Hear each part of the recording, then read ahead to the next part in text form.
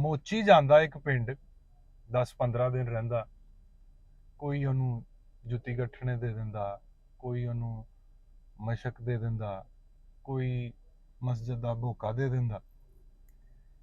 ਉਹ ਕੀ ਕਰਦਾ, ਸਾਰੀਆਂ ਸ਼ਾਮਾਂ ਸ਼ੂਮਾਂ ਇਕੱਠੀਆਂ ਕਰਦਾ ਤੇ ਕਰਕੇ ਤੇ ਨਿਕਲ ਜਾਂਦਾ, ਚਲਾ ਜਾਂਦਾ। ਲੋਕ ਉੱਠਦੇ ਆ, ਅਗਲੇ ਦਿਨ ਦੇਖਦੇ ਆ, ਪਤਾ ਚੱਲਦਾ ਉਹਨਾਂ ਨੂੰ, ਗਿਲੇ ਸ਼ਿਕਵੇ ਇੱਕ ਦੂਜੇ ਨੂੰ ਕਰਦੇ। ਕੋਈ ਕਹਿੰਦਾ ਯਾਰ ਮੇਰਾ ਤੇ ਆ ਸ਼ੈ ਲੈ ਗਿਆ, ਮੇਰੀ ਤੇ ਨਵੀਂ ਜੁੱਤੀ ਲੈ ਗਿਆ। ਮੀਰ ਆਲਮ ਵੀ ਉੱਥੇ ਸੀ, ਮਰਾਸੀ। ਉਹਨੇ ਸਿਰ ਤੇ ਬਾਂਹ ਰੱਖੀ ਤੇ ਰੋਈ ਜਾਵੇ, ਰੋਈ ਜਾਵੇ। ਉਹਨੂੰ ਕਿਸੇ ਨੇ ਪੁੱਛਿਆ, ਓਏ ਤੇਰਾ ਕੀ ਲੈ ਗਿਆ? ਕਹਿੰਦਾ ਜੀ ਕੁਛ ਨਾ ਪੁੱਛੋ, ਮੇਰਾ ਨਾਮ ਲੈ ਗਿਆ। ਇੱਕ ਸਿੱਖ 70 ਸਾਲ ਦੀ ਉਮਰ 'ਚ ਮੁਸਲਮਾਨ ਹੋ ਜਾਂਦਾ। ਸਵੇਰੇ ਸਵੇਰੇ ਉੱਠ ਕੇ ਉਹ ਰਾਮ ਕਰੇ ਤੇ ਸ਼ਾਮ ਨੂੰ ਉਹ ਕਰੇ ਅੱਲਾ ਅੱਲਾ। ਉਹਨੂੰ ਪੁੱਛਿਆ ਕਿਸੇ ਨੇ, ਇਹ ਕੀ ਕਰਨਾ?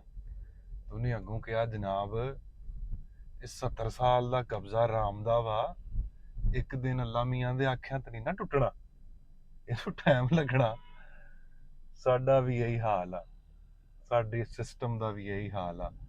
ਅਸੀਂ ਆਦੀ ਹੋ ਚੁੱਕੇ ਆ ਝੂਠ ਦੇ ਤੇ ਕਰਪਸ਼ਨ ਦੇ। ਇਹ ਤੇ ਹੁਣ ਕੋਈ ਬੰਦੇ ਦਾ ਪੁੱਤਰ ਆਏ ਸਿਰ ਦੇ ਉੱਤੇ। ਚਲੋ ਦਾਰੇ ਮਰਾਸੀ ਦੀ ਗੱਲ ਕਰਦੇ ਹਾਂ। ਦਾਰੇ ਮਰਾਸੀ ਦੇ ਘਰ ਹੋ ਗਈ ਚੋਰੀ। ਪੁਲਿਸ ਆ ਗਈ ਤਫਤੀਸ਼ ਕਰਨ। ਪੁੱਛਿਆ, ਹਾਂ ਬਈ ਦੱਸ ਕੀ ਕੀ ਸ਼ੈ ਲੈ ਗਿਆ? ਉਹਨਾਂ ਅੱਗੇ 3 ਟਰੇਵਾਂ ਰੱਖੀਆਂ, 6-7 ਥਾਲੀਆਂ ਰੱਖੀਆਂ ਤੇ ਚਮਚੇ ਰੱਖੇ। ਕਹਿੰਦਾ ਆ ਵੀ ਚੋਰੀ ਹੋ ਗਏ। ਤੇ ਉਹ ਕਹਿੰਦੇ, ਓਏ ਤੇ ਤੂੰ ਸਾਡੇ ਸਾਹਮਣੇ ਕੱਢੀ ਜਾਂਦਾ, ਇਹ ਕਿੱਥੋਂ ਚੋਰੀ ਹੋ ਗਏ?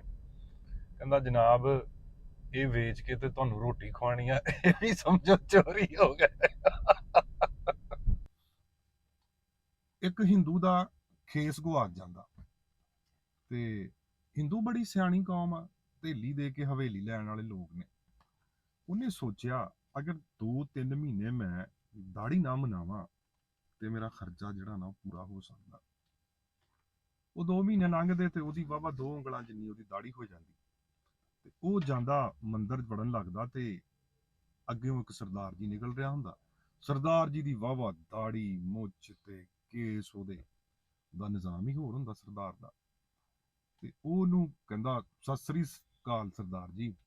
ਸਰਦਾਰ ਕਹਿੰਦਾ, ਆਓ ਜੀ ਪੰਡਤ ਜੀ, ਕੀ ਹਾਲ ਹੈ? ਠੀਕ ਠਾਕ ਹੋ? ਅੱਗੋਂ ਪੰਡਤ ਕਹਿੰਦਾ, ਸਰਦਾਰ ਜੀ ਬੜਾ ਅਫਸੋਸ ਹੋਇਆ। ਕਾਹਦਾ ਅਫਸੋਸ ਹੋਇਆ? ਇਹ ਤੁਹਾਡਾ ਬਿਸਤਰਾ ਗਵਾਚ ਗਿਆ। ਉਹਨੇ ਕਿਹਾ, ਮੇਰਾ ਬਿਸਤਰਾ ਗਵਾਚ ਗਿਆ? ਕਹਿੰਦਾ ਆਹੋ, ਮੇਰਾ ਖੇਸ ਗਵਾਚਿਆ ਤੇ ਮੇਰੀ ਏਡੀ ਦੀ ਦਾੜੀ ਆ। ਜਿਹੜਾ ਤੁਹਾਡਾ ਮਾਮਲਾ ਵਾ, ਤੁਹਾਡਾ ਤੇ ਬਿਸਤਰਾ ਹੀ ਗਵਾਚ ਗਿਆ। ਸਾਡੇ ਮੁਆਸ਼ਰੇ ਵਿੱਚ ਉਂਗਲੀ ਦਾ ਬੜਾ ਕਿਰਦਾਰ ਹੈ। ਮਤਲਬ ਆਉਂਦੇ ਜਾਂਦੇ ਕਿਸੇ ਨਾ ਕਿਸੇ ਨੂੰ ਜਿਹੜਾ ਨਾ ਉਂਗਲੀ ਕਰਦੇ ਰਹਿਣਾ। ਗੱਲ ਸੁਣਾਉਣਾ ਤੁਹਾਨੂੰ, ਸਮਝਾਉਣ ਲਈ ਬਣੀ। ਹਿੰਦੂ ਗਿਆ ਲਾਲੇ ਦੀ ਦੁਕਾਨ ਤੇ ਖਲ ਦੀ ਬੋਰੀ ਤੇ ਬਹਿ ਗਿਆ ਜਾ ਕੇ। ਕੋਲ ਉਹਦੇ ਪਿਆ ਸੀ ਕਨਸਤਰ ਸ਼ਹਿਦ ਦਾ।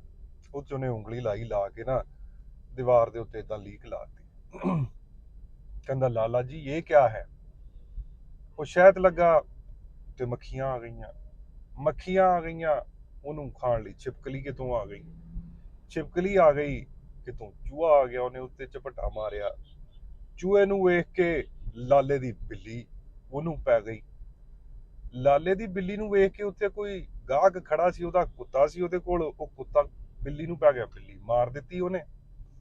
ਬਿੱਲੀ ਮਰ ਗਈ, ਲਾਲੇ ਨੂੰ ਗੁੱਸਾ ਚੜਿਆ, ਉਹਨੇ ਛੜੀ ਮਾਰੀ ਕੁੱਤੇ ਦੇ ਸਿਰ ਤੇ, ਕੁੱਤਾ ਵੀ ਮਰ ਗਿਆ। ਉਹ ਗਾਹਕ ਨੇ ਵੇਖਿਆ, ਉਹਨੂੰ ਚੜਿਆ ਗੁੱਸਾ, ਉਹਨੇ 2 ਕਿਲੋ ਦਾ ਵੱਟਾ ਚੁੱਕਿਆ, ਚੁੱਕ ਕੇ ਲਾਲੇ ਉਹਨਾਂ ਦੇ ਸਿਰ 'ਚ, ਲਾਲੇ ਉਹਨਾਂ ਨੂੰ ਰੰਗੀਨ ਕਰ ਦਿੱਤਾ ਉਹਨੇ। ਇੰਨੇ ਚਿਰ 'ਚ ਉਹ ਹਿੰਦੂ ਨੇ ਸਾਰਾ ਕੁਝ ਵੇਖਿਆ, ਉੱਠਿਆ, ਪਿੱਛੋਂ ਪੱਲਾ ਆਪਣਾ ਝਾੜਿਆ। ਕਹਿੰਦਾ, लाला जी आपका तो घारा बहुत बिगड़ गया है, मैं फिर किसी टाइम पे आऊंगा। उन्हें अपनी उंगली ਲਈ ਤੇ ਘਰ ਨੂੰ ਨਿਕਲ ਗਿਆ। ਮਕਸਦ ਗੱਲ ਕਰਨ ਦਾ ਇਹ ਹੈ ਕਿ ਉਂਗਲੀ ਦੇਣ ਵਾਲਿਆਂ ਨੇ ਨਹੀਂ ਹਟਣਾ। ਇਹ ਬਾਕੀਆਂ ਦਾ ਫਰਜ਼ ਹੈਗਾ ਕਿ ਉਹਨੇ ਉਂਗਲੀ ਤੋਂ ਕਿਸ ਤਰ੍ਹਾਂ ਬਚਣਾ, ਉਹ ਤੋਂ ਬਚਿਆ ਜਾ ਸਕਦਾ ਵਾ।